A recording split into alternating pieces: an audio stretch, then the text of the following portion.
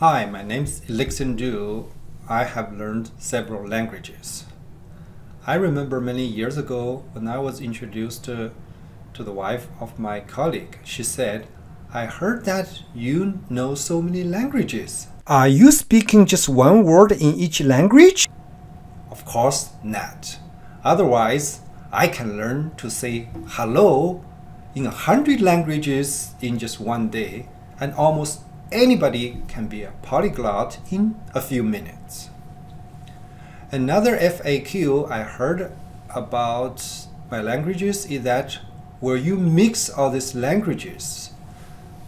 The answer is yes, and that's why we need to compare them from the dictionary constantly. And nowadays it will be easier to use the online translation tools or the apps from the phone.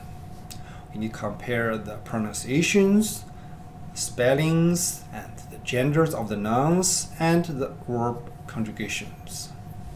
For example, the letter H, J, G are quite different in different languages. Hello, hospital. Allo, hospital. Fajita and mojito. Compare the genders in different languages. Luckily, most genders in Spanish and French are the same, but when you compare them with der, die, das, three genders in German, that can be quite confusing. The third one is to compare the spelling. And even in one language, single or double letters is always confusing. Then you need to compare them into different languages. That should be more challenge. Last not least is comparing the verbs. Most European language other than English has the conjugation.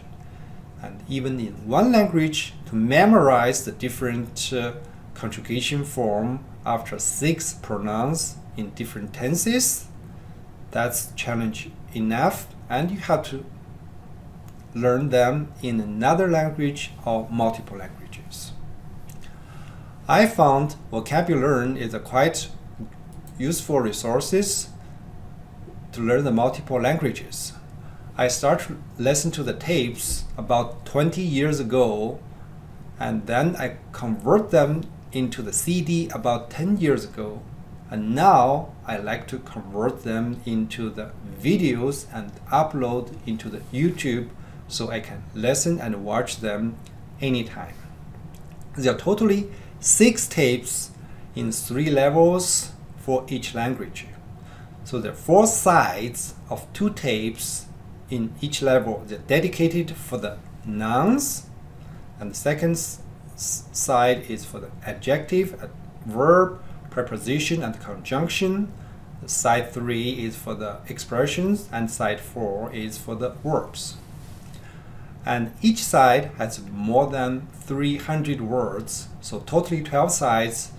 You will learn more than 3,000 words. That's the fundamental vocabulary of any language.